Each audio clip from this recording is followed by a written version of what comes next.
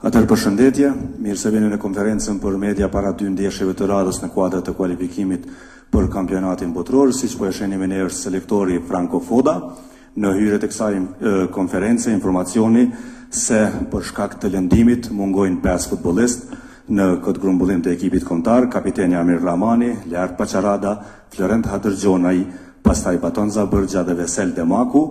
Me ekipin është grumbulluar Lumbard Dellova për gjendja e tij shëndetësore dhe mjekësore, duhet të shikohet gjatë ditëve në vim për të parë nëse do të jetë i gatshëm për ndeshjet, kurse për shkak të një problemi shëndetësor sot nuk ka udhëtuar Florian Haxha. Presim që të shohim se si do të jetë situata shëndetësore e tij gjatë ditës së sotme dhe nëse ai eventualisht do t'i bashkohet skuadrës nesër.